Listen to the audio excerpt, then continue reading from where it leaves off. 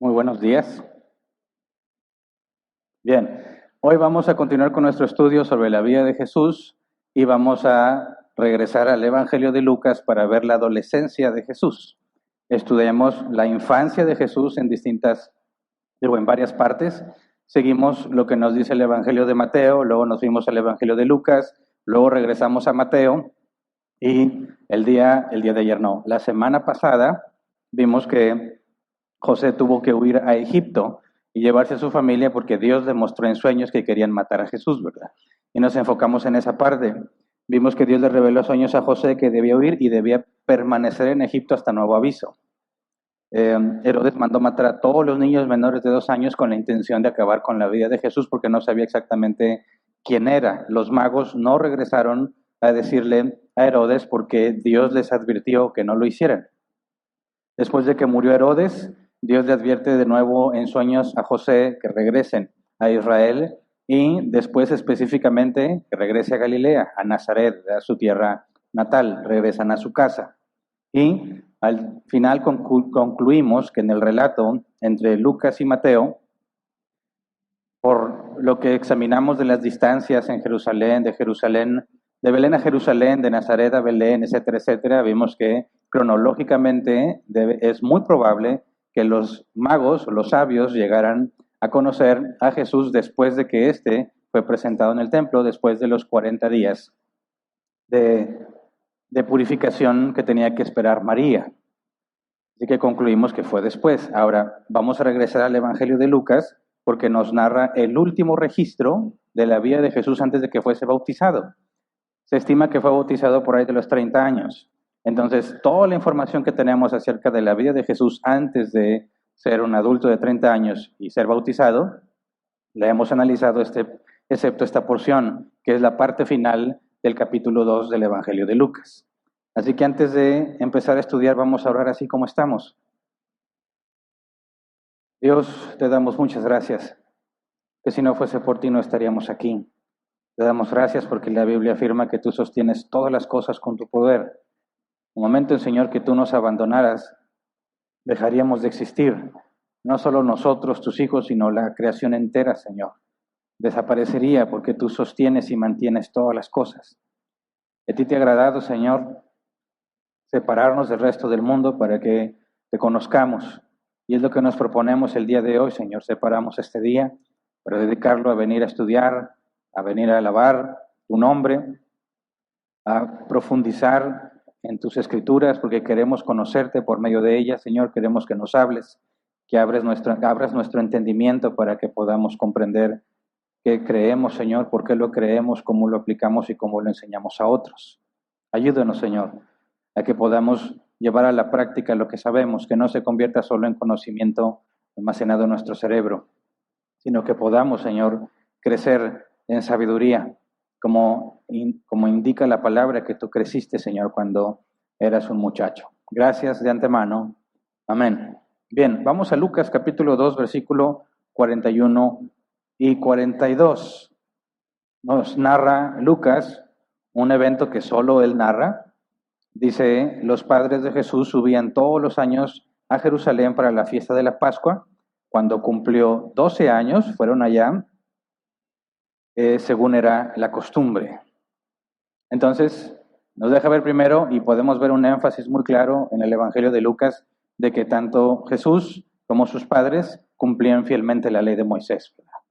Y como lo había escrito el excelentísimo Teófilo, que deducíamos que tenía que ser alguien en el gobierno, alguien importante por ese calificativo de excelentísimo, me parece que Lucas está dejando muy en claro, porque obviamente se sabe que Jesús murió condenado por los propios judíos, ¿verdad? Fue acusado de blasfemia. Entonces Lucas hace un énfasis especial en dejar en claro que tanto Jesús en esta circunstancia y sus padres eran fieles según la ley de Moisés, ¿verdad? Eran hombres o eran hombre y mujer, José y María eran justos de acuerdo a la ley de Moisés. Entonces nos especifica que subían todos los años a Jerusalén para la fiesta de la Pascua.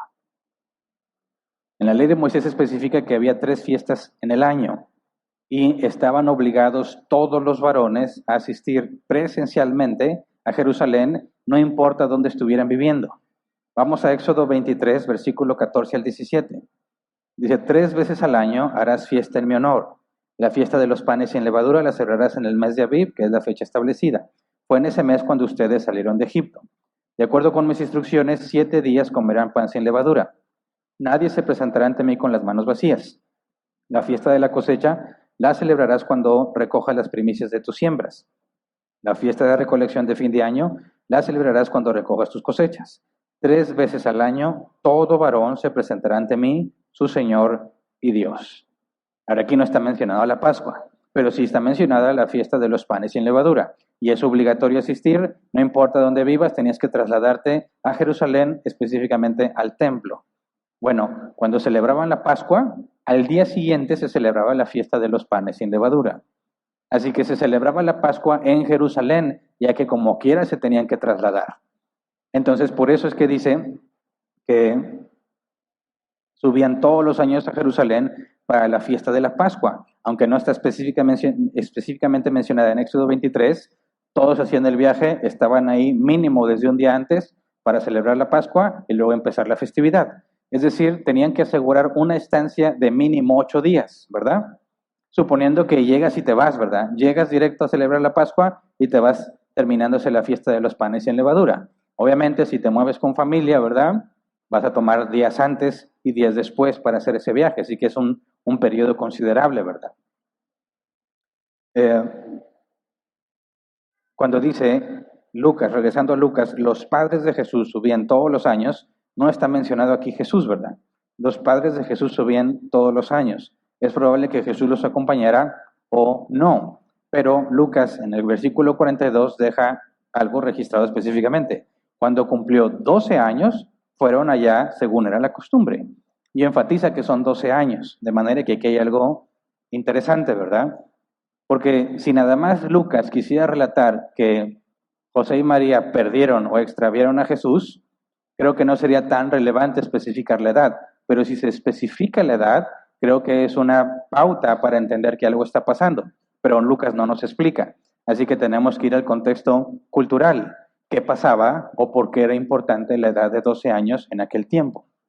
Y encontré que según la costumbre judía, los niños varones a la edad de 13 años tenían que hacer o eran considerados lo que se llama un bar mitzvah.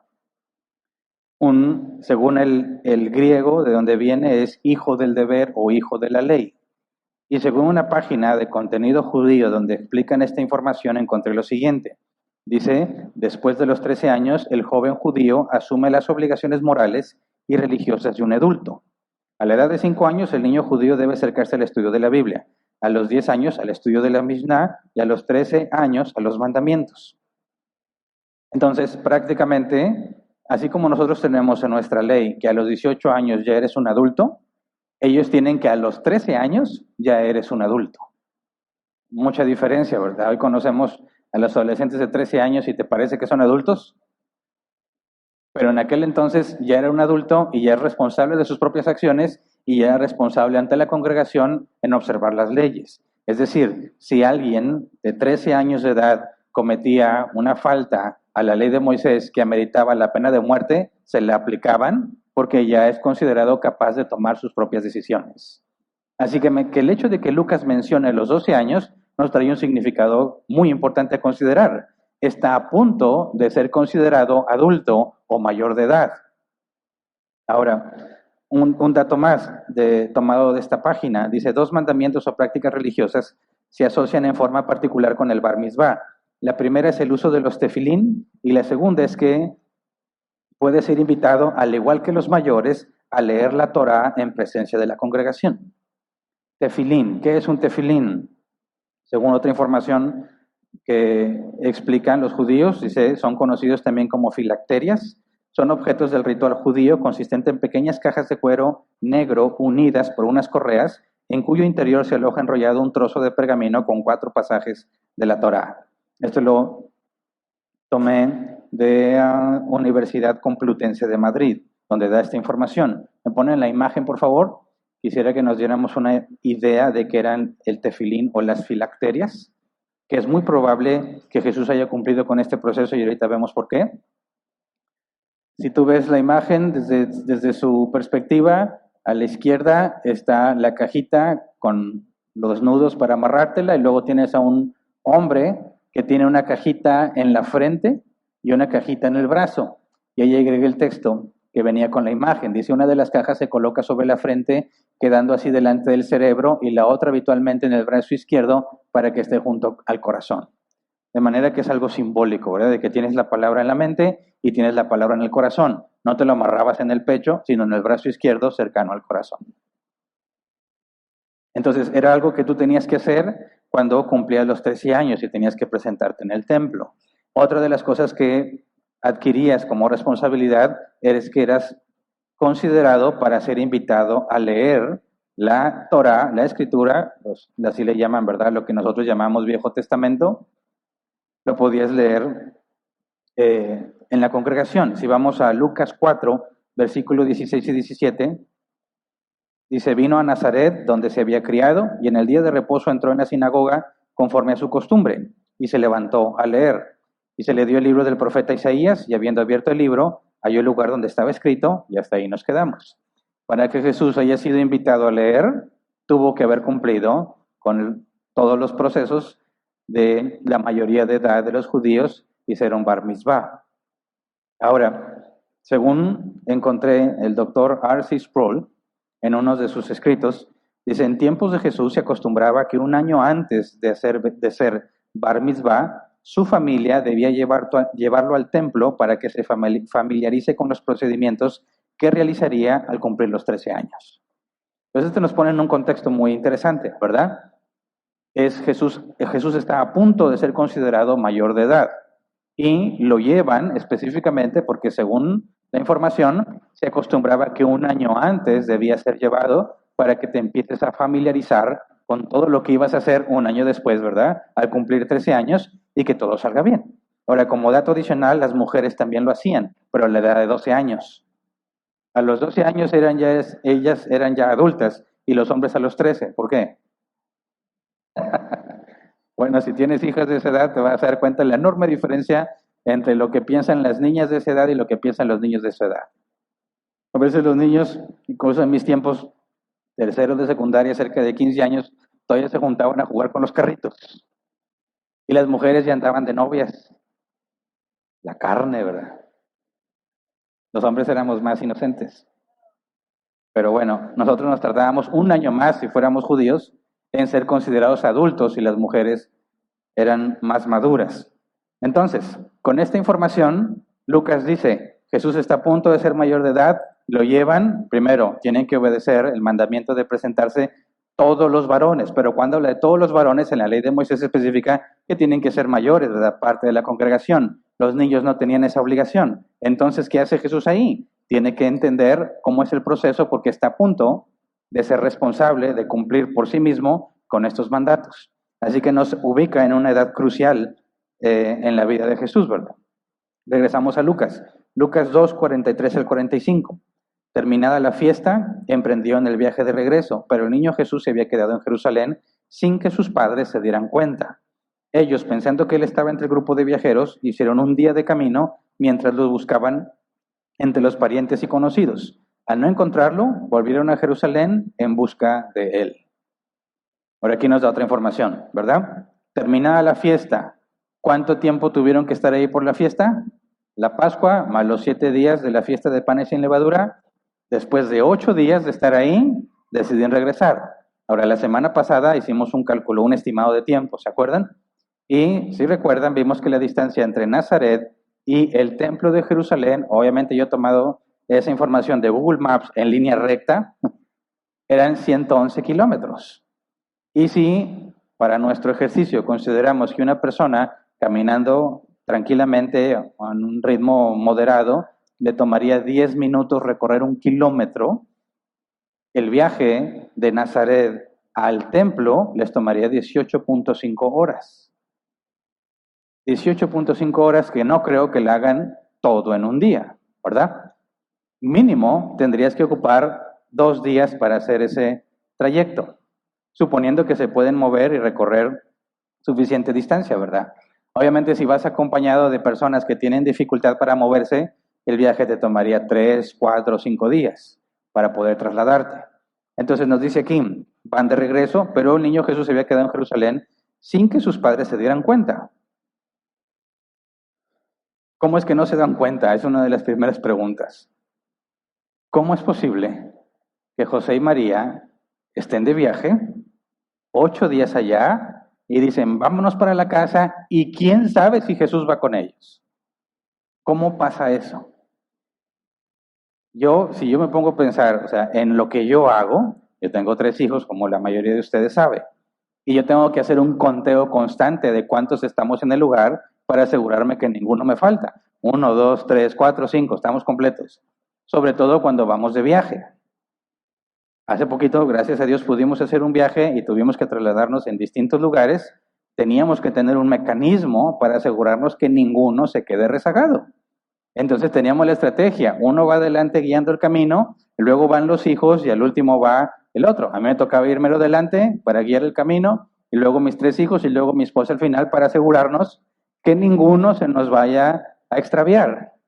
Porque pues los muchachos son muchachos, ¿verdad? Y si les distrae algo, déjame voy a ver esto y no nos avisa y nos movemos y cómo lo encontramos, ¿verdad? Bueno, ¿qué onda como José y María? No sabemos si llevaban más hijos, porque sabemos que tuvo más hijos, más adelante lo vamos a ver, los medios hermanos de Jesús. Entre ellos los más reconocidos son Santiago y Judas, pero no Judas Iscariote, ¿verdad? Más adelante nos meteremos en ese tema. Pero entonces, ¿cómo es que se les olvida su primogénito, que ellos saben que es el Mesías? ¿Cómo vas a un viaje de 8 días y te regresas sin cerciorarte que tu hijo te acompaña? Por eso tendríamos que pensar qué pasó en ese momento, porque no tenemos evidencia ni que José ni que María hayan sido negligentes.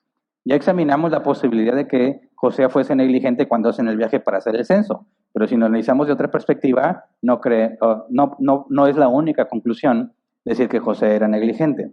Pero entonces, ¿qué pasó? Hay que investigar otra vez, contexto cultural, qué pasaba en esos viajes, que José y María no se dieron cuenta que Jesús no estaba con ellos, y se dieron cuenta hasta un día después. O sea, inician el viaje, pasa todo el día y luego se dan cuenta que Jesús no está.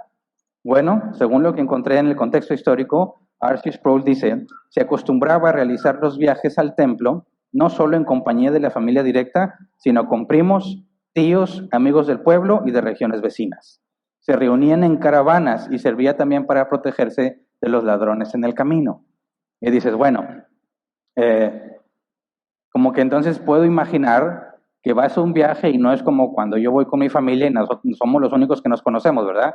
Y tenemos que andar juntos en todo momento. Ahora imagínate que aquí, no sé, piensa, aquí no sé qué tan grande sea Nazaret, pero piensa en donde vives, tu colonia y unas 4 colonias alrededor. Todos tienen que hacer el mismo viaje y todos tienen que hacerlo en las mismas fechas, ¿verdad? Todos tienen que estar allá en la misma fecha. Así que se tienen que poner de acuerdo porque es un viaje que toma al menos 2 días si vas a llevar un buen ritmo de avance por día, ¿verdad? Entonces se ponen todos de acuerdo, nos vamos juntos, ¿verdad? ¿Quiénes van en ese viaje? Primos, tíos, abuelos, todos los que puedan moverse. Entonces dirías así como que bien enfocado en que estén todos tus hijos, no, hombre, toda la bola son los mismos, ¿verdad? Habría más de la edad de Jesús, seguro. Quizás no exactamente la misma edad, pero un poquito más grandes, un poco más chicos. Y cuando tú viajas en grupo, ¿qué es lo que normal que empieza a pasar? Las mujeres se van con las mujeres, los hombres van con los hombres y los niños con los niños.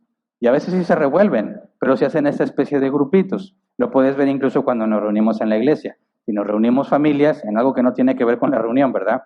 Algo de convivencia, nos reunimos y se empiezan a separar los grupitos, ¿verdad? Entonces sería fácil, por ejemplo, cuando estás aquí en la iglesia, yo no estoy al pendiente de dónde están mis hijos. Aquí tienen que estar en algún lado, ¿verdad? Y no tengo que saber, ¿dónde está mi hijo hoy? Tengo que contarlos, no, todos somos de los mismos. Así que eso me ayuda a entender por qué José y María no se dan cuenta que Jesús no está con ellos, porque todo el grupo son los mismos, son familia, son amigos, son conocidos. Así que imagínate, van a viajar, van a salir, saben que Jesús sabe que si ya se acabó la fiesta, ¿verdad? Que hay que regresar. Ahora considera ¿Jesús sería problemático para sus padres? Es decir, todos tenemos experiencia cuando ya tienes hijos, que no todos nuestros hijos son iguales.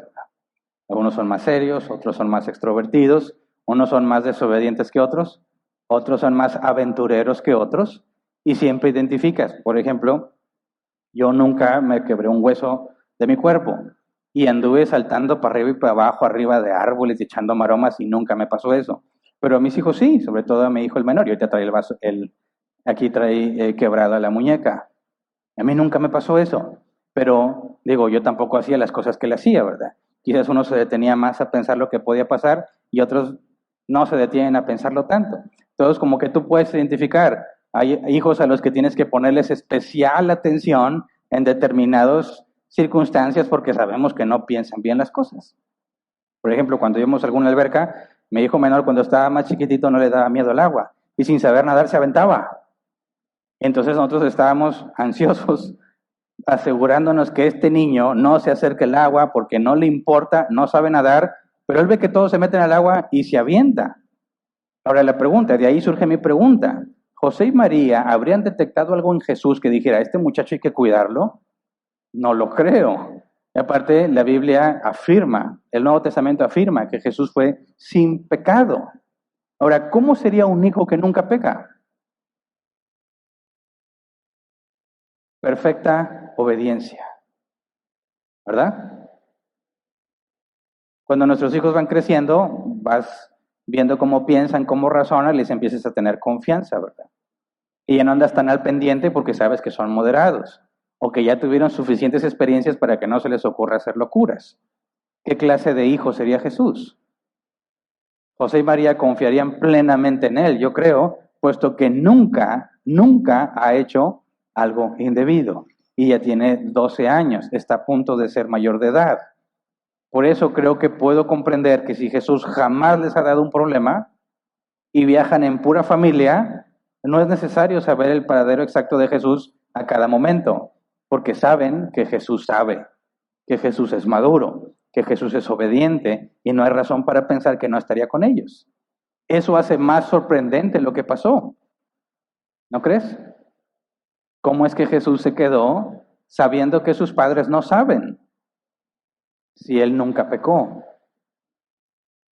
Entonces, si José y María tienen un hijo que nunca peca y están rodeados de puros familias, amigos y de los mismos del pueblo, no hay razón para estar preguntándote a cada rato dónde está Jesús, porque seguramente por ahí anda, ¿verdad? Dice específicamente Lucas, ellos, versículo 44, pensando que él estaba entre el grupo de viajeros, hicieron un día de camino mientras lo buscaban entre los parientes y conocidos.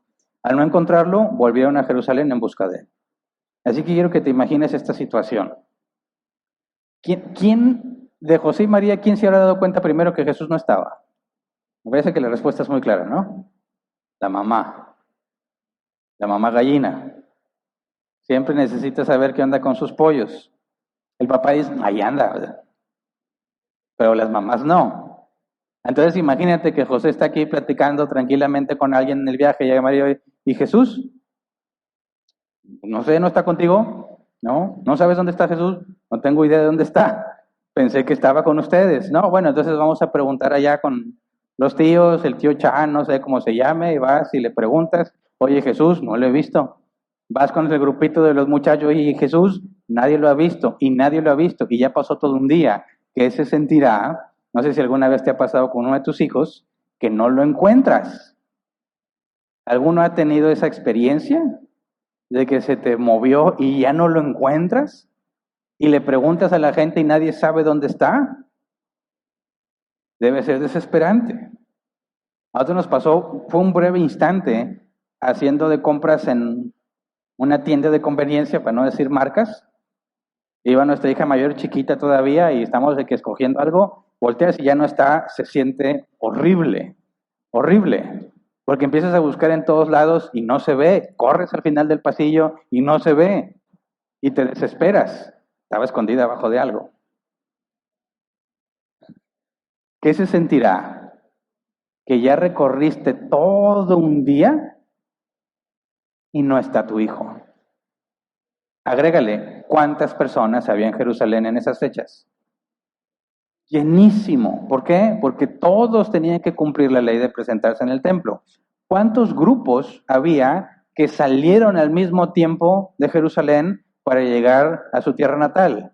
Muchísimos grupos, muchísimos. Ponte a pensar, ¿qué pasa si Jesús se equivocó de grupo? ¿Quién sabe para dónde se fue? ¿Cómo vas a encontrarlo? ¿Cómo le haces? Entonces, pasó todo un día. Eso nos asegura que no habían llegado a Nazaret, ¿verdad? De manera que el viaje no lo hacían en un solo día. Vamos a considerar que fueron al menos 2 días. Por lo menos 2 días. A la mitad del viaje te das cuenta que no está. ¿Qué haces? A repetir los pasos que seguiste, ¿verdad? ¿Por dónde pasamos? Quizás se quedó en algún punto en el camino. Me acuerdo mucho que cuando viajaba mucho más joven en autobús, era un terror constante bajarte al baño. Porque el del autobús se iba y te quedabas. Y alguna vez vi que le pasó a alguien. La técnica, fíjate, la técnica de la empresa de los autobuses. El autobús se detiene y te dan chance de que te bajes a comprar ahí en la tiendita algo para comer, que vayas al baño. Pero como todos se bajaban, y no era el único autobús, sino muchos autobuses, se hacía fila para ir al baño y fila para comprar. Entonces tenías la presión, rápido, hay que comprar rápido, o hay que ir al baño rápido, y estás con la fila y estás al pendiente, que no me vaya a dejar el autobús, que no me vaya a dejar el autobús. Y te regresas, te subes y dices, ay, gracias a Dios. Pero luego el chofer pregunta, ¿falta alguien? No sé si lo has vivido. Y digo, ¿qué clase de pregunta es esa? Yo no conozco a todos los que están en el autobús, no tengo la capacidad de determinar si falta alguien o no. Y si yo viajo solo y yo me bajé, nadie se va a dar cuenta. Y así pasó. Nos fuimos y después, oye, ¿y fulano? ¿Y fulano? Se quedó. Ahora piensa, José y María, a un día de recorrido, ¿dónde quedó Jesús? Como padre, ¿dónde empiezas a buscar? Tienes que empezar a dar reversa a todos los lugares por donde pasaste, ¿no?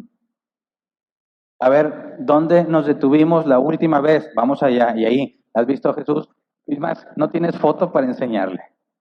¿Has visto un muchachito? Quizás la descripción física, quizás el tipo de color o ropa que traía. ¿Lo has visto? ¿Lo has visto? No, vámonos más atrás y más atrás y más atrás hasta que llegas a Jerusalén. Y Jerusalén está enorme.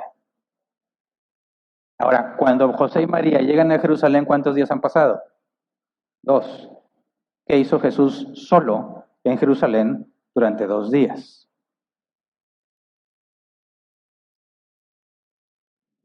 Yo me imagino que entraron en conflicto José y María. Es tu culpa.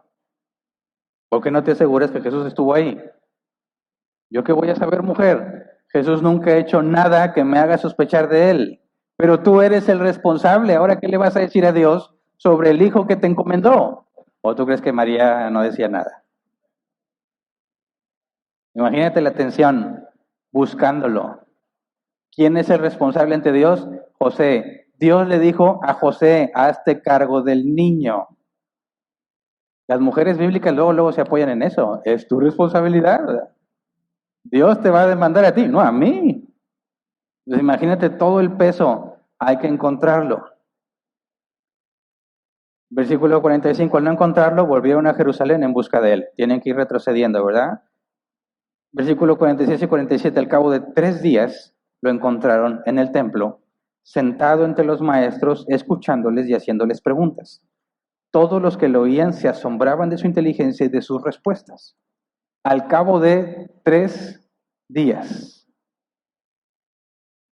¿Qué 3 días tan largos debieron haber vivido José y María? Jesús entonces podemos deducir que estuvo en Jerusalén 3 días y 2 noches, ¿verdad? Porque en el tercer día lo encontraron. En el templo. Si tú eres José y María y llegas a Jerusalén, ¿dónde buscarías? ¿Dónde? ¿Te pasaría por la mente que estaría en el templo? A ver, tuvo que dormir, tuvo que comer. Había mucha gente pobre en Jerusalén, los evangelios lo dejan claro, gente pidiendo dinero. Estudiamos cuando Jesús habla de los niños, dejad a los niños venid a mí, eran niños de la calle, y vimos que las costumbres de aquel entonces es que había muchos huérfanos en la calle y que había personas que tomaban a estos huérfanos, niños abandonados, y si eran hombres, digamos que los secuestraban y los entrenaban para ser gladiadores, y a las niñas las prostituían. Imagínate la mente de José y María. ¿Qué pasó con su hijo de 12 años en las calles cuando todo ese tipo de gente anda buscando niños en las calles para quedárselos y robárselos? No se nos da información de qué hizo Jesús, ni qué comió, ni dónde durmió, pero lo que nos dice es que estaba en el templo, sentado entre los maestros, escuchándoles y haciéndoles preguntas. ¿Por qué? Un maestro no le prestaba atención a un niño. Es más, se asombraban cuando Jesús habló con la mujer en el pozo. ¿Se acuerdan? ¿Qué hace Jesús hablando con una mujer? Porque la mujer era considerada sin valor. Un maestro no perdía su tiempo hablando con una mujer, mucho menos con un niño. Así que, ¿qué está pasando aquí? ¿Por qué están sentado Jesús entre los maestros, escuchándoles y haciéndoles preguntas, y todos se asombraban de su inteligencia y de sus respuestas? ¿Qué es lo que está pasando aquí? Según el comentario Hélicos, dice, en el templo había un lugar que se usaba especialmente como una escuela abierta y gratuita. Los doctores o maestros famosos, doctores de la ley, se sentaban en la cátedra de Moisés, o sea, se sentaban a explicar la ley de Moisés a los que asistían, y los alumnos mayores se sentaban en un banco bajo y los más jóvenes en el suelo, literalmente a los pies de su instructor. Ok. ¿Por qué le estaban prestando atención a Jesús? Porque era un lugar donde la gente común y corriente que quería aprender, incluyendo niños, podían asistir y sentarse a escuchar hablar a los expertos y podían hacerles preguntas. Jesús dice que estaba escuchándolos y haciéndoles preguntas. Entonces Jesús está a gusto ahí, ¿verdad? En el templo. Escucha lo que dicen y les hace preguntas, y se asombraban de su inteligencia y de sus respuestas. ¿Sus respuestas? Jesús hacía preguntas, pero daba respuestas. O sea que también le hacían preguntas a él, o él respondía a las mismas preguntas que le hacía, porque no eran capaces de responderle. Un ejemplo de esas preguntas lo tenemos cuando Jesús dice, si el Mesías es hijo de David, ¿por qué David lo llama Señor? Y nadie le pudo responder, y estaba hablando con los maestros de la ley. Pues imagínate, tienes a Jesús ahí en la sesión pública, es su tercer día ahí, y está escuchando, preguntando y respondiendo, y la gente asombrada. Dice también el comentario Hélicos, la relación entre el maestro y el alumno era a menudo de afectuosa reverencia y simpatía, y fue expresada por uno de los famosos escribas en un dicho que vale la pena recordar. Cito textualmente, he aprendido mucho de los rabinos, mis maestros, he aprendido mucho de los rabinos, mis colegas, pero de mis eruditos he aprendido más que nada. O sea, era considerado algo muy valioso y digno de admirar que los expertos en la ley se sentaran a resolver dudas de cualquiera que quisiera preguntar en ese lugar específico del templo. Pero me llama la atención, se asombraban de su inteligencia y de sus respuestas. ¿Por qué? ¿Por qué? ¿Por qué se asombraban? Quizás alguno tenga la respuesta inmediata de decir, es que Jesús es Dios, ¿verdad? Y Dios es omnisciente, así que Jesús lo sabe todo. ¿Quién estaría de acuerdo con esa afirmación? Levante su mano. ¿Poquitos? Ok. Con todo respeto a los que levantaron la mano, son unos herejes. ¿Se acuerdan que estudiamos el tema de las dos naturalezas de Cristo? Jesús en su naturaleza humana no es omnisciente. No lo es. Vimos algunos meses atrás que en el concilio de Calcedonia, en el 451 después de Cristo, este concilio, tratando de dar respuesta al monofisismo y al nestorianismo, llegaron a la conclusión de que Jesús es verdaderamente hombre y verdaderamente Dios.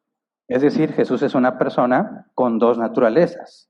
Si decimos que Jesús es completamente hombre y completamente Dios, tenemos una contradicción lógica.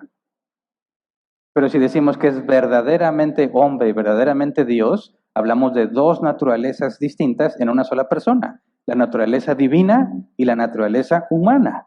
Y en este concilio se acordaron los 4 negativos de acuerdo a las 2 naturalezas de Cristo. Cito textualmente, obviamente es una traducción.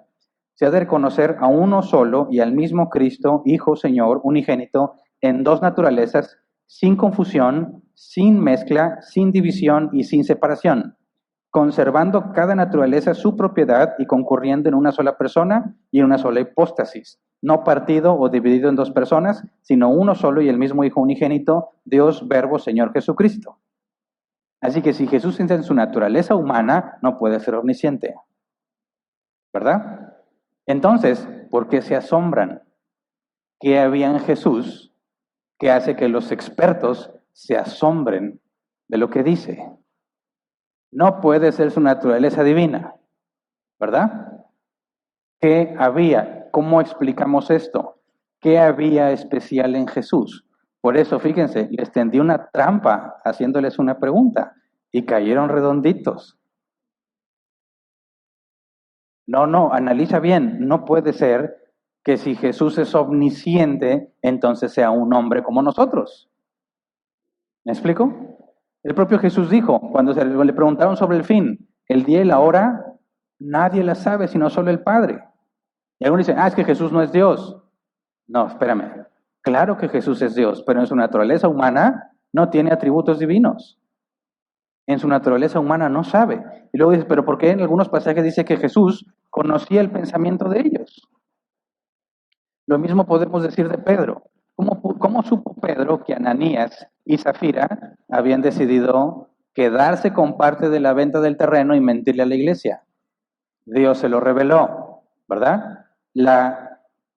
Dios, la naturaleza divina, puede comunicar cosas a la naturaleza humana. Si vemos el Nuevo Testamento con muchísimos ejemplos de Dios revelándole cosas al ser humano, lo mismo puede suceder en Jesús mismo, que la naturaleza divina le revele algo a la naturaleza humana. Pero no puede ser que digas, bueno, es que siempre la naturaleza divina está diciéndole toda la naturaleza humana, porque Jesús tenía que vivir como uno de nosotros. De hecho, al final del capítulo se nos especifica que Jesús crecía en sabiduría, de manera que tuvo que aprender. Entonces, ¿cómo entendemos esto? ¿Por qué se asombraban?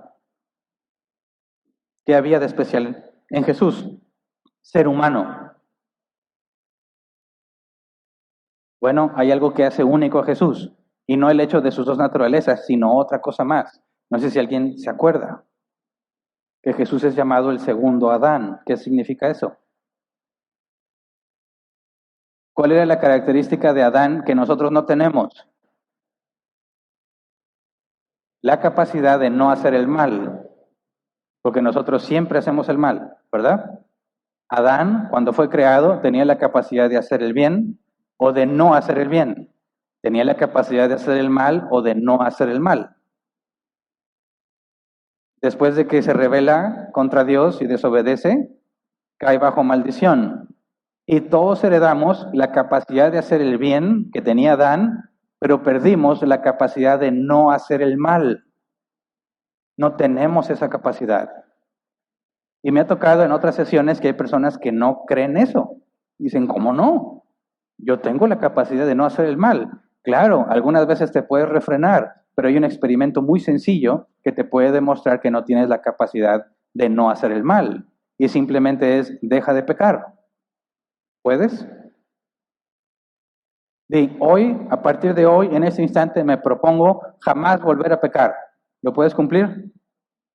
No. ¿Por qué? Porque no tienes la capacidad de dejar de hacer el mal. Pero Adán sí la tenía y la perdió. Pero Jesús, al ser el segundo Adán y no ser descendiente de Adán, sino la concepción virginal que ya estudiamos, es creación directa de Dios y tiene las mismas capacidades que tuvo Adán en el principio, solo que Adán decidió rebelarse contra Dios, pero Jesús permaneció fiel.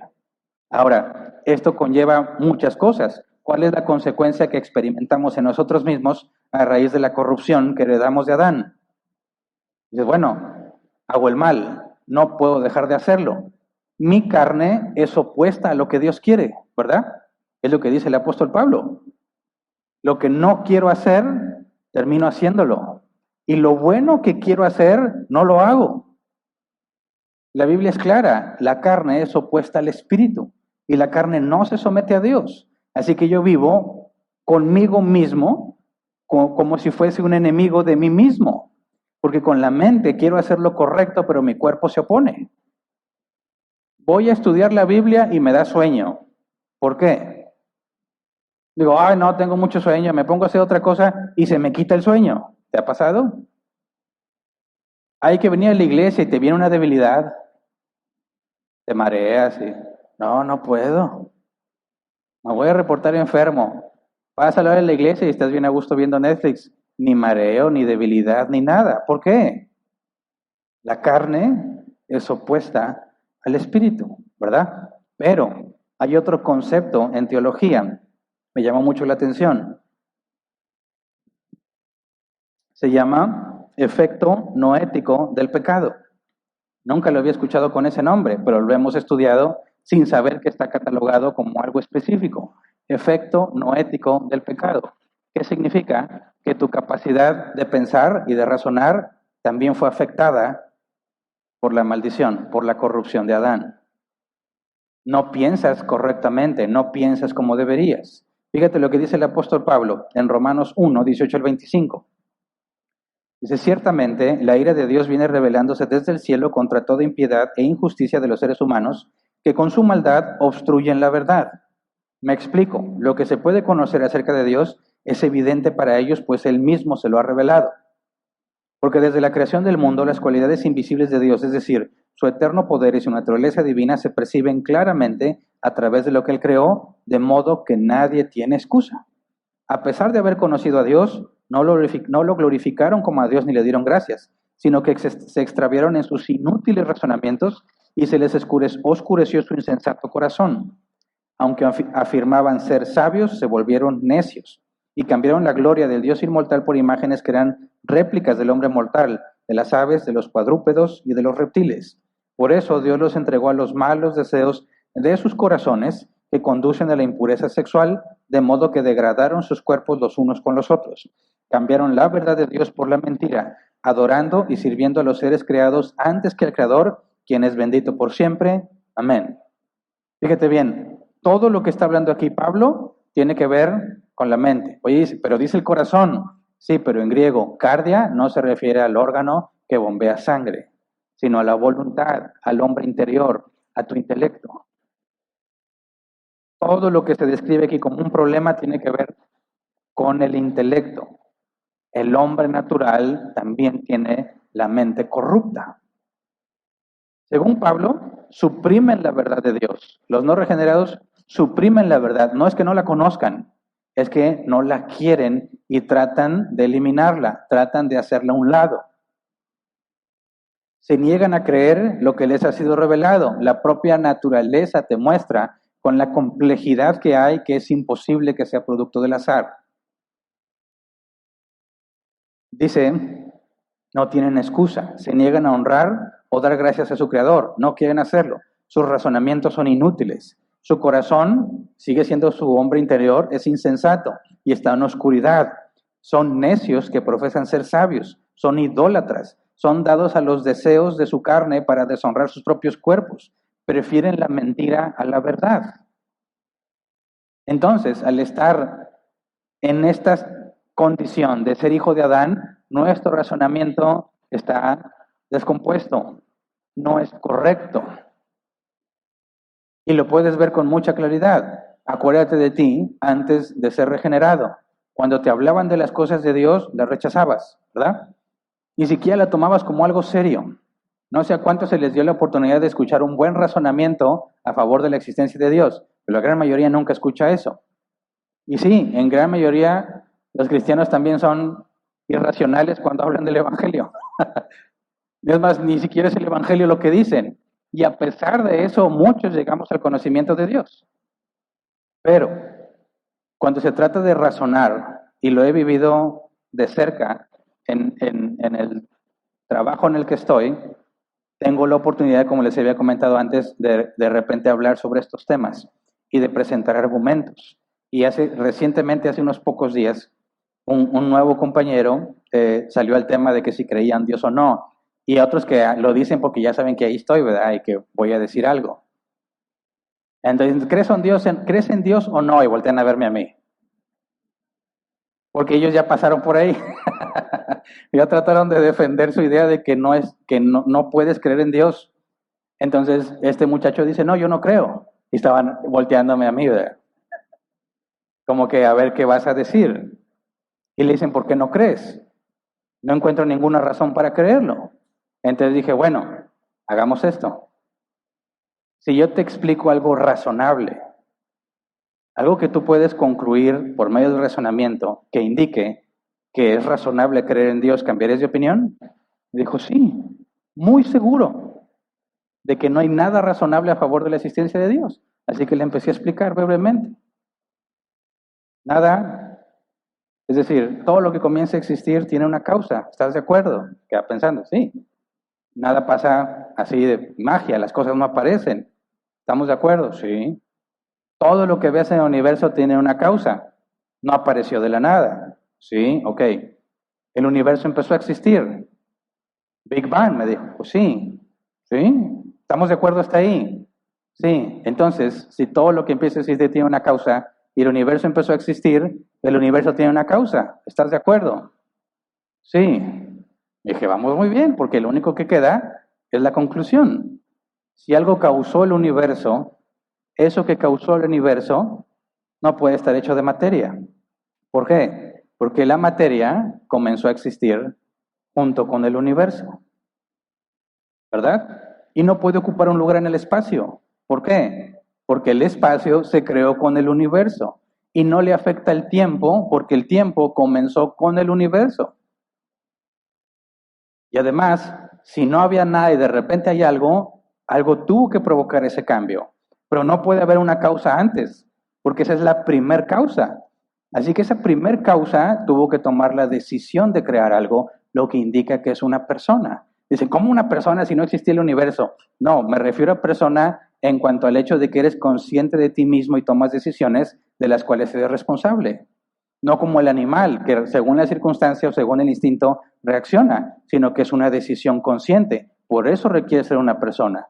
Por lo tanto, esa persona inmaterial, eterna porque no le afecta el tiempo y omnipresente porque no ocupa un lugar en el espacio, personal, es Dios.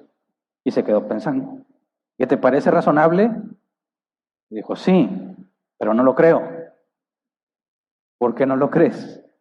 No puede ser. ¿Qué parte de lo que dije te parece que está mal? Te queda pensando, no, todo está bien. Pero entonces, pero no creo. ¿Por qué no crees? Y de ahí salió, no, no sé, me cuesta mucho trabajo creerlo. Bueno, dime algún argumento a favor de que Dios no existe. No tengo ninguno. Luego entonces, ¿por qué no estás dispuesto a ser razonable y aceptar la conclusión lógica? No, no puedo. Y ahí quedó el tema. Tuvimos que cambiar y hacer otras cosas. Tampoco me puedo quedar platicando todo el tiempo. Pero ¿por qué está dispuesto a rechazar la lógica? ¿Por qué no puede aceptar una conclusión tan simple? Porque es un argumento muy simple y fácil de demostrar. Algo está mal con nuestras mentes. Al ser regenerados, la Biblia nos dice que es Dios quien nos abre el entendimiento. Es el Espíritu Santo quien nos guía y quien nos enseña. Pero seguimos con una mente corrupta. Dios interviene en nuestras mentes. La Escritura dice, no puedes entender la Escritura porque necesitas al Espíritu Santo para comprenderla. Pero aún así seguimos teniendo problemas para razonar. Así que regresando a Jesús en el templo, ¿de qué se asombran los maestros? ¿De que Jesús es Dios? No. ¿De que están hablando con el único ser humano que no tiene el efecto no ético del pecado? Que razona perfectamente según el diseño original. Jesús tenía la capacidad de ser siempre consistente, siempre coherente y congruente en lo que piensa, en lo que hace, en la manera que expresa las cosas. Tendría que ser perfectamente coherente y lógico y racional. Así que tienes a un niño de 12 años que razona sin falta, sin falla, sin defecto. Qué asombro, ¿cómo puede ser que este niño razone mucho mejor que los maestros de la ley? porque los maestros de la ley están bajo maldición, pero ese niño no. Y esto nos da información muy interesante, porque si Dios nos permitiera regresar al mínimo al estado en el que Adán estaba, nuestra capacidad de razonamiento y la capacidad que tendríamos para hacer ciencia sería exponencialmente mayor. Ahora imagínate en el cuerpo glorificado. ¿Te imaginas la capacidad que tendremos para razonar y comprender no nada más lo que es de Dios, sino lo que ha creado, sin la corrupción del pecado en nuestras mentes? A quien le guste aprender y conocer de Dios es una excelente noticia, porque mi mente ya no va a estar en mi contra. Ya no me voy a desviar en razonamientos equivocados, sino que voy a poder avanzar mucho más rápido hacia conclusiones correctas. Así que no están sorprendidos porque Jesús era omnisciente, sino ante la mente de alguien sin la corrupción de los hijos de Adán. Pero Jesús sigue siendo verdaderamente hombre en su naturaleza humana. ¿Se entiende? Si tomamos Juan 1:1, en el principio ya existía el verbo, y el verbo estaba con Dios, y el verbo era Dios. Hemos hablado muchas veces de la palabra verbo, logos.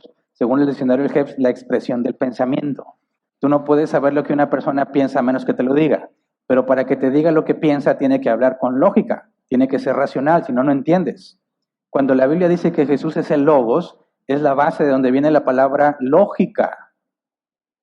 Cuando piensas con lógica, de forma racional, estás pensando como Dios piensa.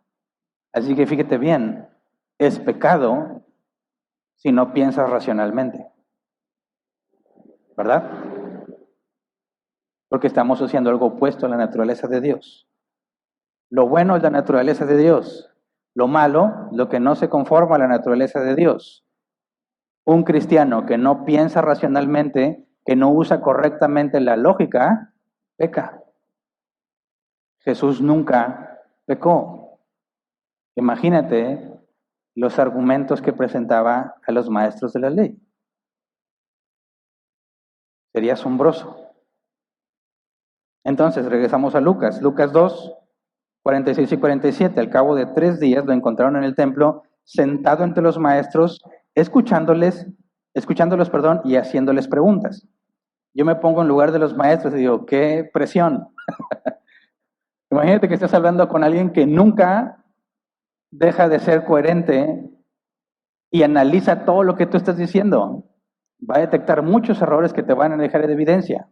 Entonces tú dirías algo y ya te está analizando y de ahora, ¿qué me va a decir? ¿En qué me equivoqué? Porque no tengo la capacidad de ver mi error. Pero él haría una corrección a lo que estoy diciendo. Y dices, bueno, es un niño. Podrías decirle todavía, wow, qué niño tan listo. Y ya, porque mi ignorancia, ya. Alguien tiene una pregunta, pero tú no, tú ya preguntaste mucho. ¿Alguien más? ¿Te imaginas? Ok. Versículo 47, todos los que le oían se asombraban de su inteligencia y de sus respuestas. Entonces imagínate, ahí van los que quieren aprender. Están escuchando a los doctores en la ley, el top del conocimiento, y llega un niño que les da una barrida a todos. ¿Te imaginas la emoción del lugar? Todos felices, ¿no? ¿No te sentirías feliz de estar escuchando ahí? Como dice algo el maestro y lo oye, a ver qué va a decir el niño. Y si eso es verdad, entonces ¿por qué esto? Y volteas a ver al maestro.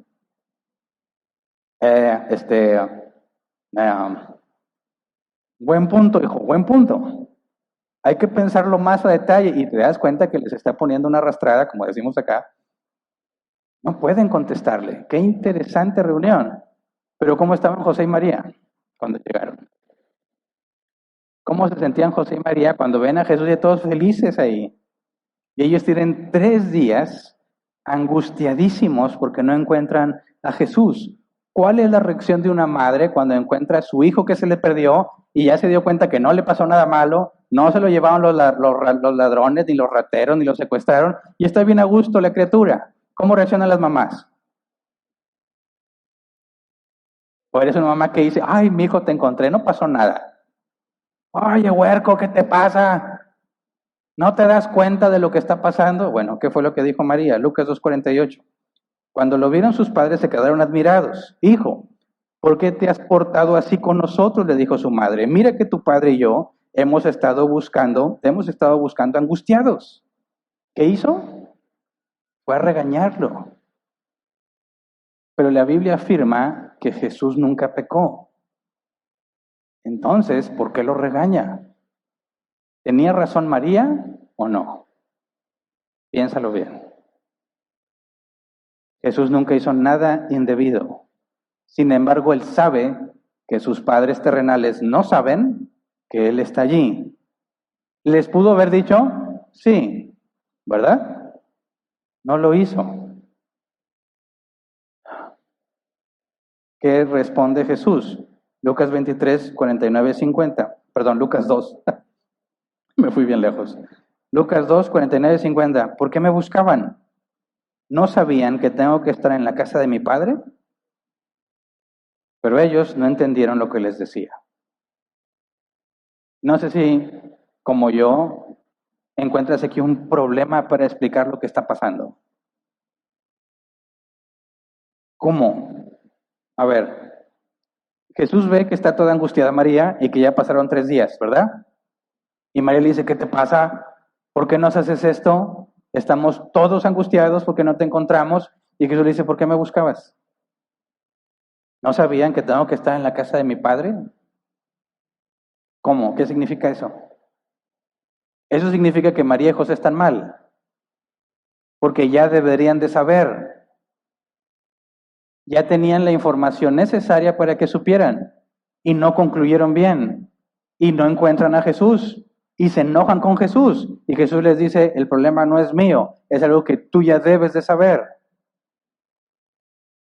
Si tú fueras la mamá de Jesús, ¿qué harías ahí? No me contestes así, muchachito, ¿o qué le dirías? ¿Jesús está haciendo algo indebido? ¿Le está faltando el respeto a sus padres? ¿No? Jesús le está haciendo ver a María, tú no tenías por qué estarme buscando. Tú ya sabes que yo tengo que estar aquí. ¿Cómo que ya sabe? ¿Cómo explicas eso? ¿Qué significa? Notemos que Jesús hace una distinción entre José y su padre, ¿verdad?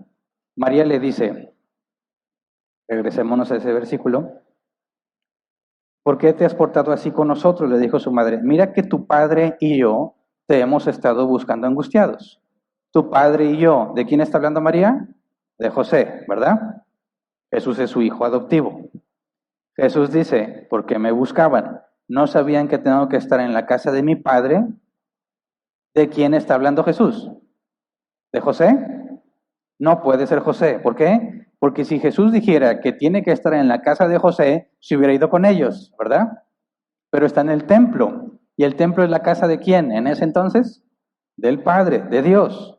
Jesús le dice que tengo que estar en la casa de mi Padre. La Reina Valera 60 dice, en los negocios de mi Padre.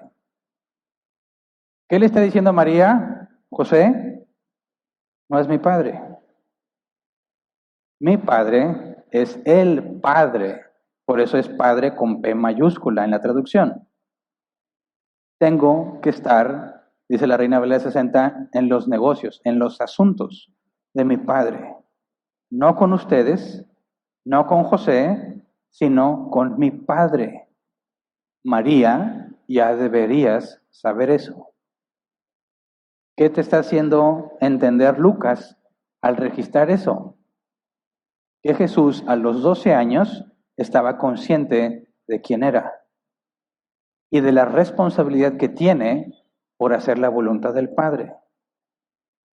Y cuando estaba con los maestros de la ley, está haciendo algo que Dios le ha encomendado hacer.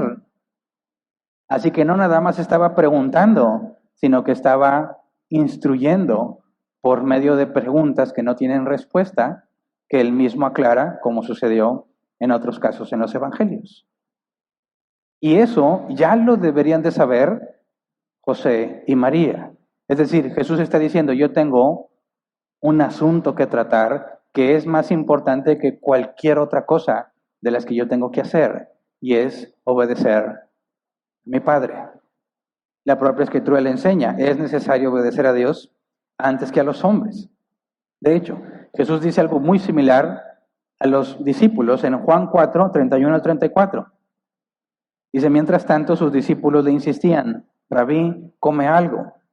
Yo tengo un alimento que ustedes no conocen, replicó él. ¿Le habrán traído algo de comer? Comentaban entre sí sus discípulos. Mi alimento es hacer la voluntad del que me envió y terminar su obra, les dijo Jesús. Es lo mismo que le está diciendo a María, que me buscan. Tengo que estar en la casa de mi padre, tengo que tratar los asuntos de mi padre, tengo una responsabilidad ante mi padre de obedecerlo y seguir sus instrucciones.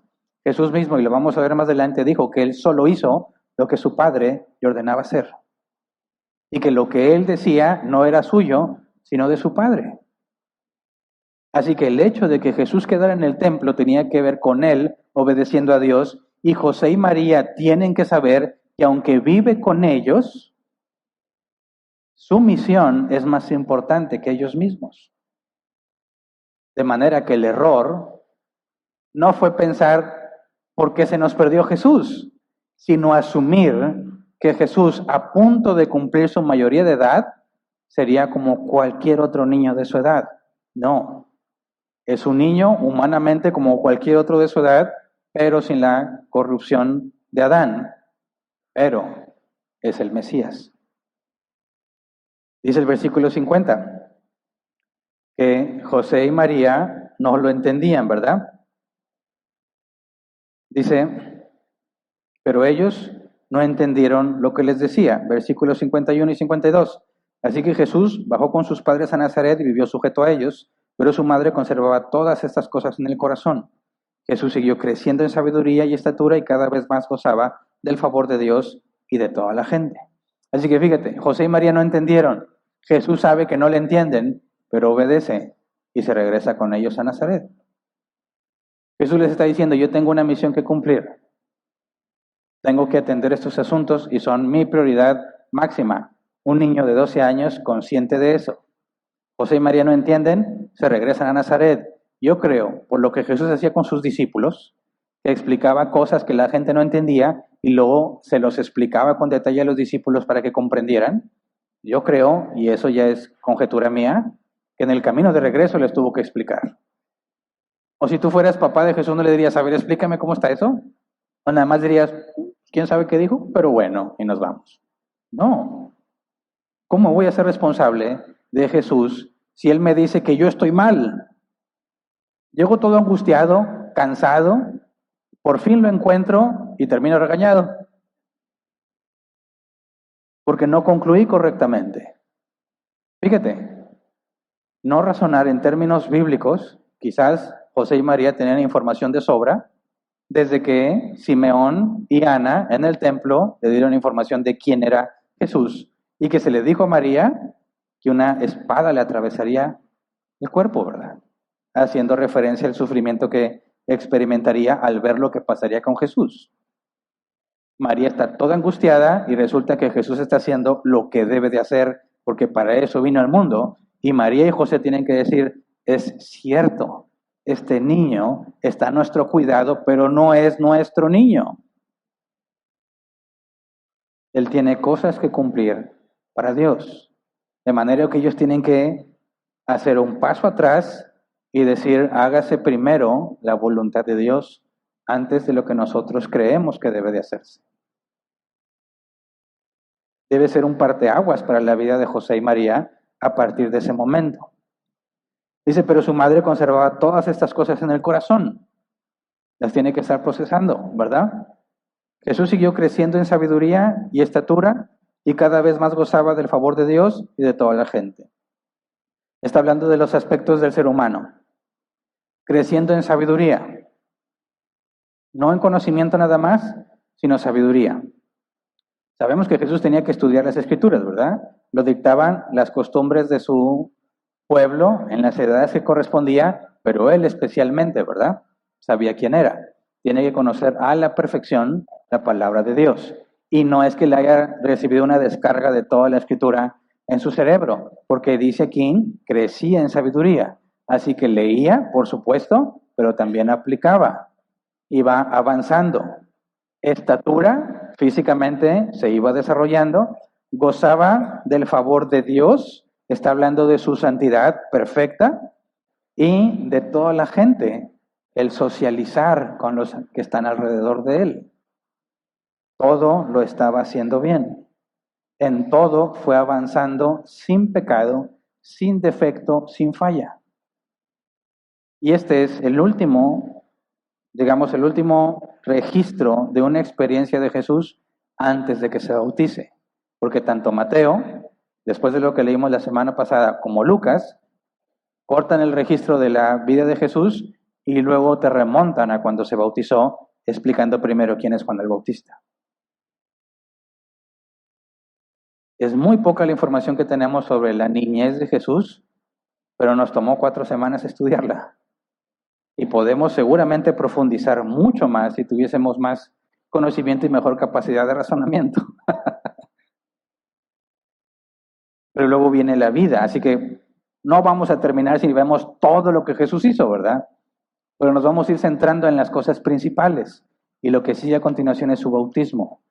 Entender qué fue lo que pasó ahí y por qué se bautizó, sobre todo por lo que significaba el bautizo en aquellos tiempos. Entonces, hasta aquí nos quedamos hoy. Vamos a ponernos de pie y vamos a orar.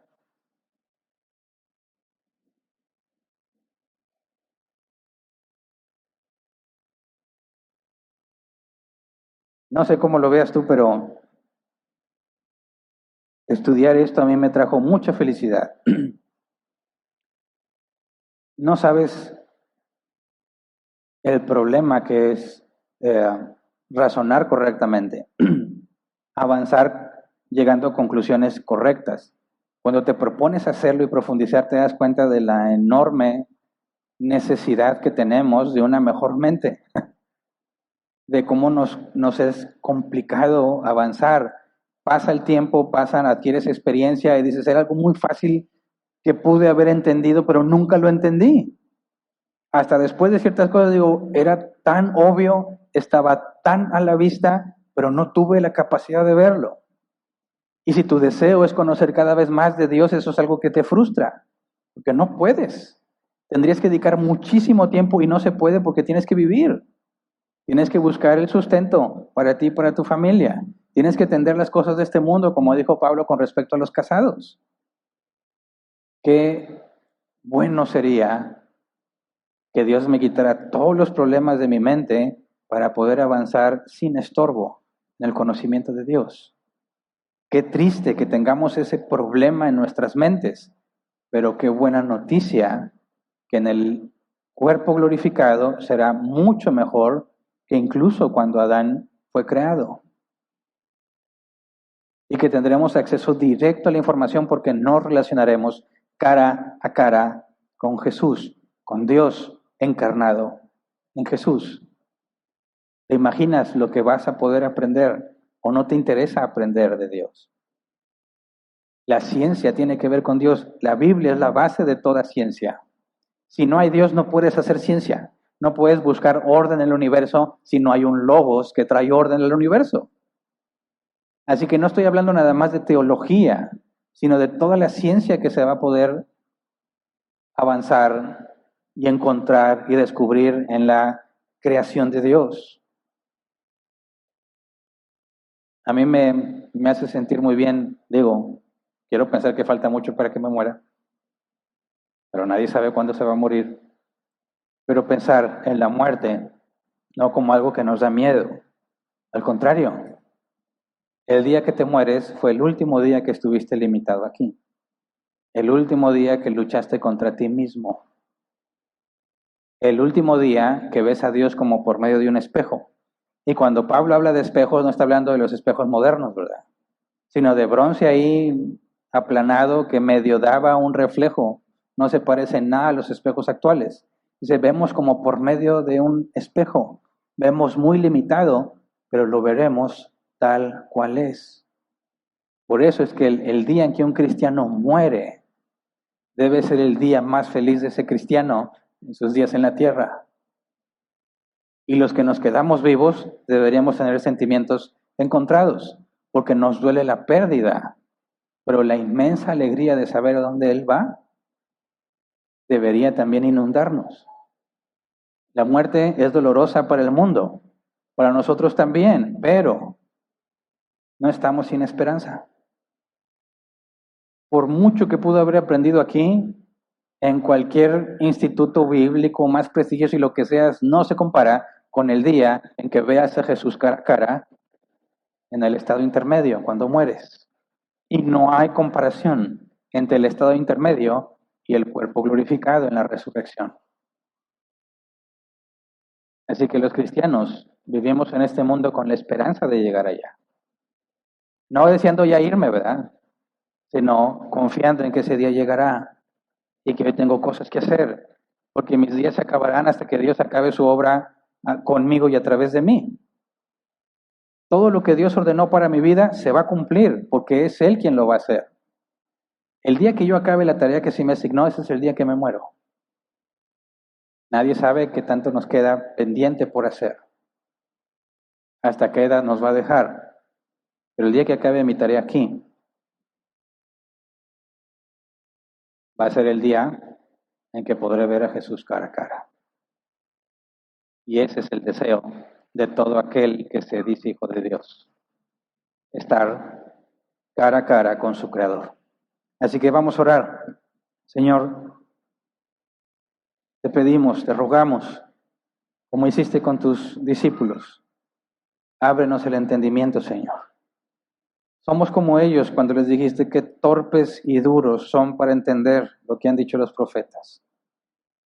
Así somos nosotros, Señor. Somos lentos, torpes, no razonamos correctamente.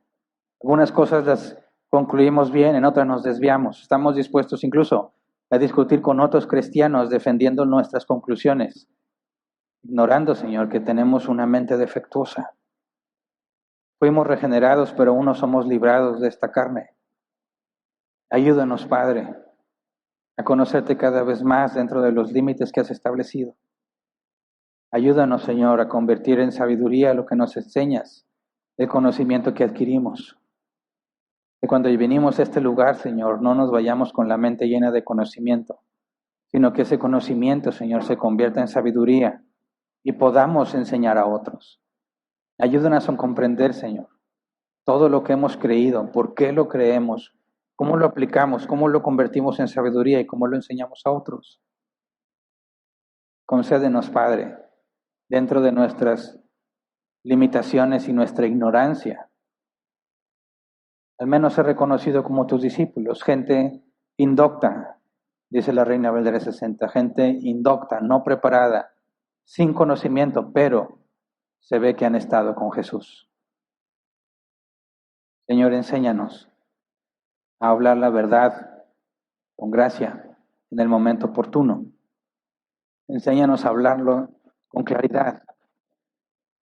Y las cosas que pueden ser muy complejas de comprender, podamos explicarlas en palabras simples, con explicaciones y ejemplos sencillos, como enseñabas tú, Señor, mientras caminabas en la tierra. Ayúdanos, Padre, a llevar tu evangelio fielmente, a no adulterarlo por nuestra falta de razonamiento, por nuestra corrupción a la hora de concluir, sino a permanecer fieles y en aquellas cosas que aún no comprendemos, danos la humildad para reconocer que no lo sabemos. Que no entremos en discusiones, Señor, por cosas que tu palabra no aclara con suficiente transparencia, con suficiente luz.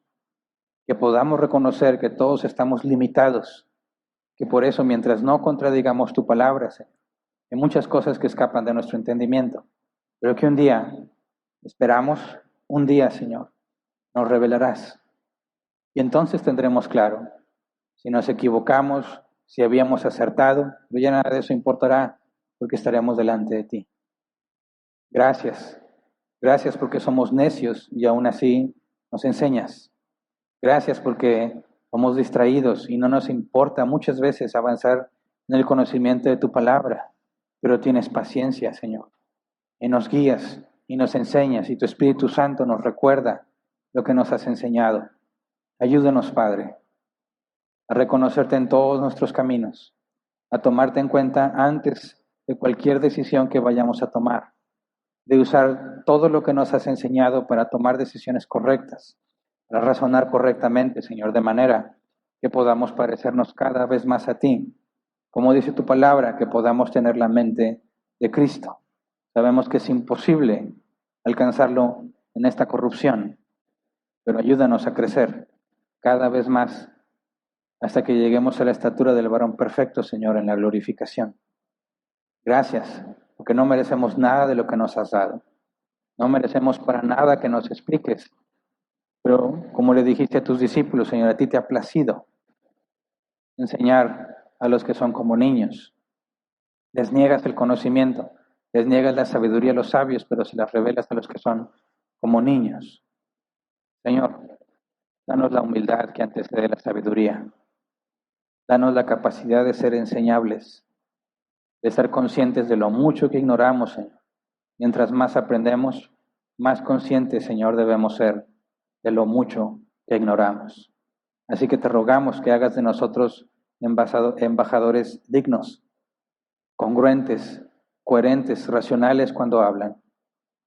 Que hablemos, Señor, de forma amena y de buen gusto, para que no sea por nuestra culpa que tu evangelio sea rechazado, para que tu evangelio no sea contaminado por nuestras palabras ni por nuestras acciones. Te lo pedimos en el nombre de Jesús. Amén. Pueden sentarse. Pasemos a la sección de preguntas.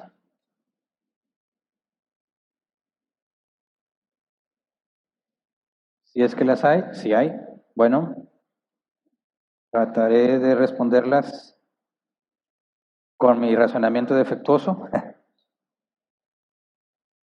Si la pregunta no tiene que ver con el tema, pues la pasamos al final. Tenemos un máximo de 15 minutos. Este martes toca sesión de preguntas y respuestas. A las 7 p.m. hora de México, publicamos en nuestra página de Árbol Plantado y en el grupo de foráneos de Árbol Plantado, se publica el link para que solo le tienes que dar clic y te lleva a la sesión. Las preguntas se hacen por medio de los comentarios, o sea, yo estoy transmitiendo en vivo, yo voy leyendo el chat y la pregunta que leo, pregunta que trato de responder. Si nos ves desde Facebook y sigues el link, no te va a dejar comentar, vas a tener que ir a las opciones y ponerle abrir con YouTube, para que ahora sí se abra en la aplicación de YouTube y ya tengas la opción de escribir tu pregunta. Así que las preguntas, si por alguna razón no alcanzamos a responderlas hoy, tienen oportunidad de formularlas el próximo martes. ¿Ok? Primera pregunta, Alexander Ramírez. Dice, buenas tardes, somos Alexander Ramírez y esposa. Tenemos una pregunta. Según esto, Jesús no hizo algo indebido, pero el no avisar a sus padres es un acto de desobediencia. No, el argumento de Jesús es claro, porque me buscan, ¿verdad? Porque me buscan. No tenían por qué estarlo buscando. Dice, no saben que tengo que estar en la casa de mi padre o en los negocios de mi padre. Esa información que ellos ya tenían, que los debió haber ayudado a concluir correctamente, de manera que no era necesario informarles, ¿verdad? Así que no es desobediencia lo que Jesús hizo. Fue un error de parte de José y María al ignorar la evidencia que ya se les ha presentado.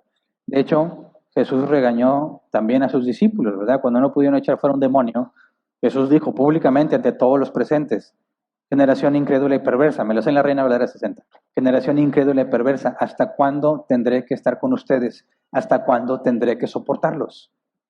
Palabras de Jesús a sus discípulos públicamente, porque no estaban haciendo lo que ya deberían de hacer. Blanca Solórzano, buenas tardes. ¿Cómo Jesús crecía en sabiduría? María y José les instruían a Jesús en la ley. Si los papiros solamente estaban en las sinagogas, ¿no tenían la Biblia como hoy nosotros la tenemos? Bueno, son varias preguntas. ¿Cómo Jesús crecía en sabiduría? Porque era un humano como nosotros, ¿verdad? Tenía que adquirir conocimiento y por medio de la experiencia y el conocimiento adquiría sabiduría. Proverbios es claro, la sabiduría principio de la sabiduría es el temor de Dios, ¿verdad? Obedecer al Altísimo es la inteligencia. Y Jesús siempre obedeció, de manera que Jesús crecía todos los días en sabiduría, adquiriendo conocimiento y en perfecta obediencia adquiría sabiduría. Dice, María y José le instruían a Jesús en la ley. Bueno, lo leí brevemente. Antes de los 5 años, la madre era responsable de enseñar al niño. de 5 a 10, bueno, hasta los 13, pero era responsabilidad del padre y se les enseñaba en 2 etapas. Primero tradición de ellos, de la Mishnah, y a los 12 años se les empezaba a enseñar los mandamientos. Había responsabilidad del padre, pero ya no en tanto grado porque el niño se consideraba mayor de edad ya. Él elegía quién era su maestro y él iba a tener que elegir entre saduceos o fariseos, ¿verdad? Y otras corrientes que había. Era responsabilidad del niño ponerse a aprender y ya no dependía ni era enseñado directamente por el padre, sino que buscaba un maestro que lo guiara. Ahora, lo que sabemos de Jesús es que él no hizo eso, porque Jesús lo veían como un hombre sin preparación, ¿verdad? Como un indocto, de manera que no fue enseñado, como decía Pablo, que él hablaba de sus credenciales como siendo instruido a los pies del sumo sacerdote Gamaliel, ¿verdad? Que era una credencial impresionante en aquel entonces. Jesús no tenía esas credenciales, por eso lo tachaban de loco. Es decir, Jesús no decidió seguir a un maestro terrenal. Fue instruido por sus padres hasta la edad que correspondía y luego después Jesús tuvo que aprender por cuenta propia. Siguiente, la Biblia hablada en español. Bueno, ese no es su nombre, ¿verdad? Buenas tardes, deseando haya tenido un feliz cumpleaños. Gracias. Pastor, mi pregunta no es relacionada con el tema de este día, pero mi pregunta es, ¿tiene algún mensaje respecto a Halloween y el Día de Muertos? Sí hay, ahí están en el canal de YouTube. Blanca Solórzano, ¿por qué no muestra los padres de José o María? Son los libros apócrifos. ¿Acaso será que los padres de María rechazarían el nacimiento de Jesús? O sea, en el relato de los evangelios, lo que dice es que sus parientes lo consideraban loco. Y cuando habla de sus parientes, no hace excepción, o sea, no pone a María como una excepción. Sus parientes tenían que ir a buscarlo porque le decían, está fuera de sí. Pensaban que está loco y muchos concluyen que María también llegó a concluir que Jesús desvariaba. Entonces, si no hay más personas involucradas de la familia de Jesús, porque no es relevante a lo que los evangelistas quieren, o sea, los autores del evangelio quieren mostrar. Pero si se nos dice que sus parientes, en un sentido general, pensaban que estaba loco. Siguiente, Marta Pilar. Así respondía Einstein cuando le preguntaban, bueno, eso no es una pregunta, ¿verdad? ¿Qué opina de esto? No, pues es que la dejamos al final, no sé qué dice, no sé ni siquiera si está referente al tema. Edson Medina, pastor, las personas en el espectro autista tienen habilidades mentales superiores al resto de las personas. Nosotros vemos ese espectro como un defecto, pero ¿será que son los más parecidos a Adán en el sentido de aprendizaje y razonamiento? ¿Cuál podríamos decir que será el propósito de hacer ciencia en la vida eterna si ya lo tendremos todo? Okay, son 2 preguntas. Número 1, los autistas, la habilidad que tienen en ciertas áreas como la matemática, ¿verdad? O memorizar. La agilidad que tienen sigue siendo una capacidad natural del cerebro, ¿verdad? Que desconocemos cómo es que se activó. De hecho, había leído hace tiempo que una persona se golpeó la cabeza fuertemente y después de ese golpe se volvió un experto en matemáticas. Lo que lleva a pensar, a concluir que algo en nuestro cerebro como que no está funcionando correctamente, y estoy hablando biológicamente, ¿verdad? Que ese golpe activó y que dio esa habilidad impresionante. Para nosotros, digo, la ciencia lo desconoce, no entiende exactamente cómo funciona el cerebro, pero si un golpe puede darte esa habilidad, quizás es una parte que está ahí, que no está bien conectada, que por medio de un golpe, y no te vayas a dar golpes en la cabeza, nadie vaya a malinterpretar esas palabras, sucedió en un caso particular y ya, ¿verdad? Pero hay algo biológico. Ahora, ¿estaría asociado a la corrupción? Bueno, quizás. Tenemos la entropía, ¿verdad? En la física todo tiende al caos. Del orden vas al desorden. Si tú pones en una caja, perdón, de la mitad canicas negras y en la otra mitad canicas rojas, y agitas la caja, el resultado es que tienes una revueltura de canicas. Y tú la puedes agitar durante toda la eternidad si tú quieres, y en este universo jamás van a quedar alineadas las canicas negras y las canicas rojas, porque todo en el universo tiende al caos. Podríamos hablar así del proceso de muerte del ser humano y toda la información genética que se va transmitiendo. Podríamos decir que ahora somos más torpes que hace siglos atrás por medio de los defectos y la entropía en nuestro organismo, ¿verdad? Si retrocediéramos, quizás llegaríamos a habilidades que podrían ser sorprendentes para nosotros en los tiempos de Adán y Eva, pero es conjetura, ¿verdad? ¿Cuál sería el propósito de la ciencia en la vida eterna? Conocer a Dios. Porque cuando hacemos ciencia, incluso en esta vida, conocemos cada vez más la grandeza y la sabiduría de Dios. Cuando Dios le pide a Adán que practique la taxidermia y que separe a los animales por categorías, Adán se dio cuenta que estaba solo, ¿verdad? Aprendió algo a raíz de la observación de lo que Dios ha creado. La Biblia dice que los cielos cuentan la gloria de Dios. Es una manera en la que conocemos mejor a nuestro Creador. Y creo que ese mismo propósito de la ciencia permanecerá en la vida venidera, ¿verdad? Porque sigue habiendo creación, seguimos siendo finitos en nuestras mentes, de manera que tendríamos que crecer en el conocimiento de Dios. Y dado que la ciencia tiene que ver con el orden y Dios es un Dios de orden, no creo que desaparezca, es mi opinión personal. Gustavo Carrillo, pastor, buenos días, Dios lo bendiga. Gracias. ¿Puede explicar un poco más cómo están las dos naturalezas en la persona de Cristo? Muchas gracias. Bueno, es lo que se requerirían varias semanas, como ya lo estudiamos, ¿verdad? Pero en resumen, la Biblia dice que Dios, bueno, Jesús, que siendo igual a Dios, no lo vio como algo que aferrarse, ¿verdad? Sino que se despojó de sí mismo haciéndose semejante a los hombres.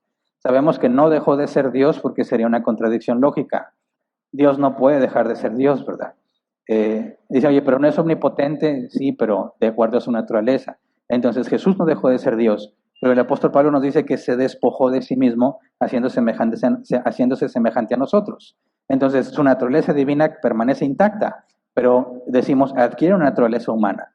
Y estas dos están tan unidas, lo que llamamos la unión hipostática, de la palabra griega hipóstasis, que el apóstol Pablo usa para describir a Jesús, decimos que son inseparables, que muchas veces lo que Jesús hace en la carne se atribuye como si fuese su naturaleza divina y viceversa. Por ejemplo, cuando dice, y Jesús que conocía los pensamientos de ellos, eso no es algo propio de la naturaleza humana, pero están tan unidas la humana y la divina que lo que Jesús hace, digamos, es como si estuviera las dos naturalezas trabajando juntas, pero se especifica sin mezcla, sin confusión, ¿verdad? Entonces, es un misterio para nosotros porque no hay nada en el universo que sea así, pero partiendo de la información bíblica podemos organizar los conceptos y hablar en los términos bíblicos sin caer en desviaciones. Siguiente, Marta Pilar, y pone otra vez una imagen con mucho texto. Alguien subió el video que estaban preguntando y dice QP o es OP, me quedé confundida, ¿cómo que es pecado si no se piensa racionalmente?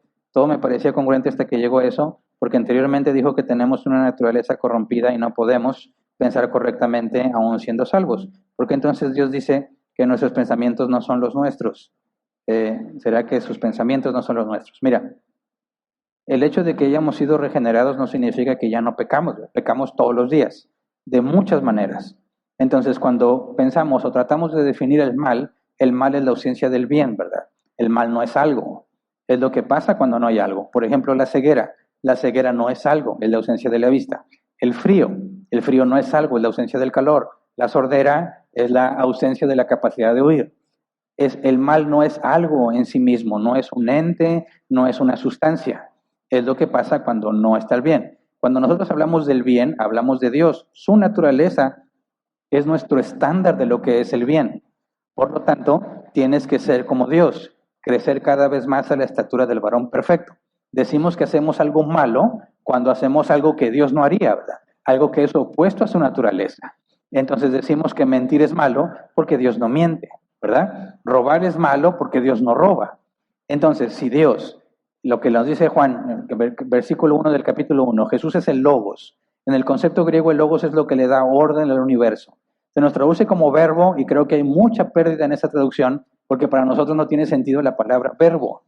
Pero si tú lo ves en el griego, está hablándote de un concepto muy profundo. ¿Cómo explicas que el universo tiene orden? ¿De dónde viene ese orden si todo va al caos? Bueno, Juan dice, Jesús es el logos, Él es el orden. La palabra es la expresión del pensamiento, es lo que te hace comprender las cosas, es lo que le da un orden a todo el universo. Y nosotros tenemos que hacer las cosas que van de acuerdo a la naturaleza de Dios. Así que cuando yo me pongo a razonar y a pensar o a instruir y no hago las cosas como Dios las haría, de acuerdo a su naturaleza, por definición estoy pecando, no estoy haciendo lo que debo de hacer. La palabra griega pecado, amartia o jamartia, es errar al blanco, no hacer lo que debía haber hecho. Y todos somos, a todos se nos demanda que hagamos el bien, ¿verdad? Pablo lo dice en Hechos 17, Dios manda a todos los hombres que se arrepientan, ¿verdad? Deja de hacer el mal, todos debemos hacer el bien. Entonces, como cristianos, cuando nosotros no nos enfocamos en ser racionales y en hablar con lógica, ¿verdad? Con coherencia, de forma congruente, vivir de forma congruente a lo que sabemos, estamos pecando al hablar y al obrar. A eso me refiero, que cuando no somos racionales, cuando no pensamos como Dios piensa, pecamos. No estamos haciendo el bien que deberíamos de hacer. Espero que eso ayude a dejar más claro eso. Porque entonces Dios dice, no te apoyes en tu propio entendimiento, ¿sí? Porque hay muchas cosas que escapan de nuestro entendimiento.